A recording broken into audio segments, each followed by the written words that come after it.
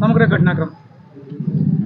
ગુજરાતમાં જે રીતે સૌથી નાની ઉંમરના ધારાસભ્ય તરીકે ચૈતરભાઈ વસાવા ગઈ ચૂંટણીમાં 1 લાખ કરતાં પણ વધુ મતથી જીતી આવ્યા, એ નાની ઉંમરના યુવાનની, આદિવાસી યુવાનની જીતના કારણે ભાજપ પાર્ટી જે છે એ બોખલાઈ ગઈ છે અને એમના પેટમાં તેલ રેડાયું છે કે આટલો નાની ઉંમરનો એક છોકરો કેવી રીતે ચૂંટણી જીતી ગયો ભાજપ સામે. એટલા માટે જ્યારથી ચૈતરભાઈ ચૂંટાયા છે ત્યારથી એમને હેરાન કરવા, પરેશાન કરવા, તોડી પાડવા, એમને બદનામ કરવા માટેના તમામ ષડયંત્રો ભાજપ દ્વારા કરવામાં આવી રહ્યા હતા. છેલ્લા કેટલાક દિવસ પહેલા આવા જ ષડયંત્રના ભાગરૂપે ચૈતરભાઈ વસાવાને હેરાન કરવા, એમના પરિવારને ત્રાસ આપવા માટે એક ખોટી બેબુનિયાદ વાહિયાત ઉપજાવી કાઢેલી FIR ચૈતરભાઈ અને એમના પરિવાર વિરુદ્ધમાં દાખલ કરવામાં આવી અને એ FIRમાં ચૈતરભાઈના ધર્મપત્નીને પણ ખોટી રીતે ધરપકડ કરી જેલમાં પૂરી રાખવામાં આવ્યા છે. ચૈતરભાઈનો ગુનો એટલો જ છે કે ભાજપના 156 ધારાસભ્યોની જેમ મોઢા ઉપર આંગળી રાખીને બેસતા નથી, પણ આંગળી ઉઠાવે છે, સવાલ ઉઠાવે છે. એ એમનો ગુનો છે.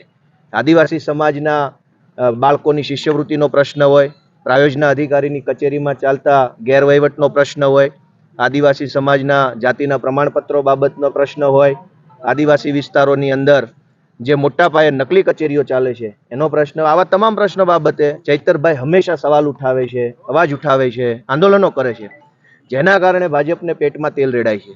અને આ અવાજ ઉઠાવવાના ગુનાના કારણે ખોટી FIRઓમાં ચૈતરભાઈની ધરપકડ કરી છે. ત્યારે આજરોજ ચૈતરભાઈ સામે ચાલીને પોલીસ સમક્ષ હાજર થયા છે. મને એમ લાગે છે કે કાયદાની અદાલતમાં ચૈતરભાઈને જરૂર ન્યાય મળશે.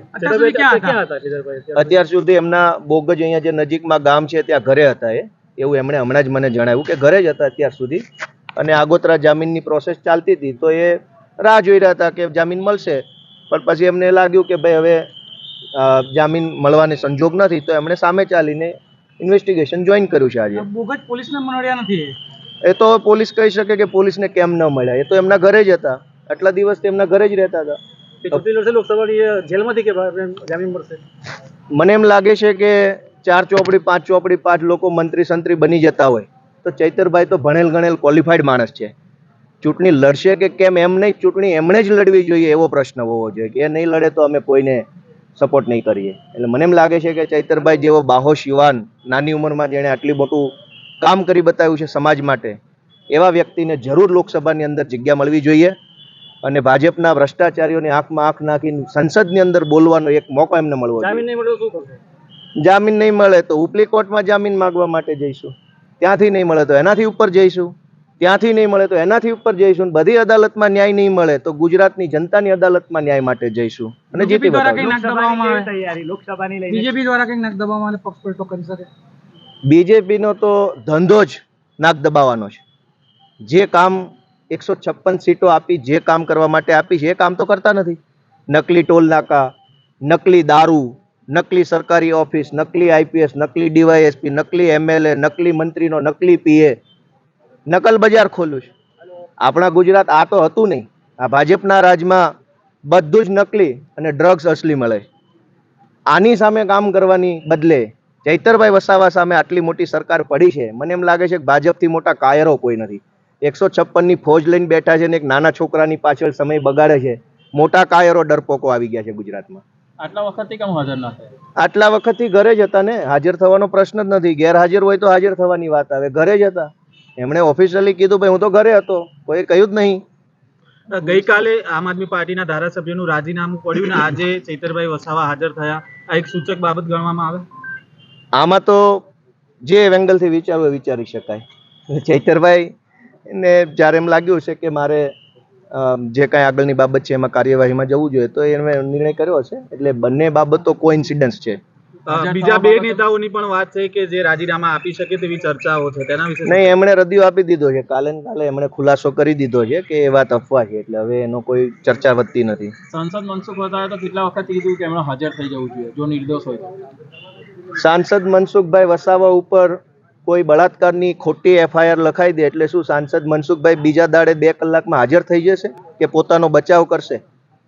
ભારતના સંવિધાને દરેક વ્યક્તિને પોતાનો બચાવ કરવાનો હક આપેલો છે, બાબા સાહેબ આંબેડકરે આપેલો છે. મનસુખભાઈ કોણ છે? કાયદાની ઉપર વટ જઈને વાત કરવા વાળા. ભારતનું બંધારણ એમ કહે છે કે તમારા ઉપર ખોટી ફરિયાદ થાય તો તમે ડેડિયાપાડાની કોર્ટમાં, રાજપીપળાની કોર્ટમાં, ગુજરાતની હાઈકોર્ટમાં અને ભારતની સુપ્રીમ કોર્ટમાં આગોતરા જામીન મેળવવાનો હક મેળવો છો. તો ચૈતરભાઈ વસાવા પોતાનો જે બંધારણમાં મળેલો હક છે એ પ્રમાણે કાર્યવાહી કરી રહ્યા છે. હવે આગળની શું રણનીતિ રહેશે? આગળની રણનીતિ સંઘર્ષ, ભાજપના ગુંડા તત્વો સામે સંઘર્ષ, ભાજપના ભ્રષ્ટાચાર સામે સંઘર્ષ, ભાજપની તાનાશાહી સામે સંઘર્ષ. આ એક જ અમારી રણનીતિ હંમેશા માટેની છે. ગોપાલભાઈ, લોકસભાની ચૂંટણી લઈને ચૈતરભાઈ અત્યારે કસ્ટડીમાં છે. જમાનત નહીં મળે તો કેવી રીતે ચૂંટણી લડશે?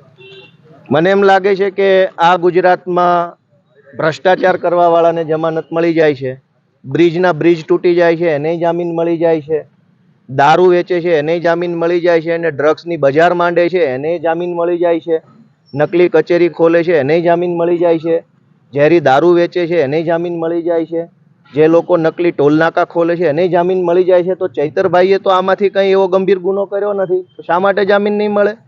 ચૈતરભાઈએ ધારાસભ્ય તરીકે જનતાના મુદ્દા ઉઠાવ્યા છે, એટલો જ ગુનો છે ને એ ગુનામાં જામીન નહીં મળે આ દેશમાં?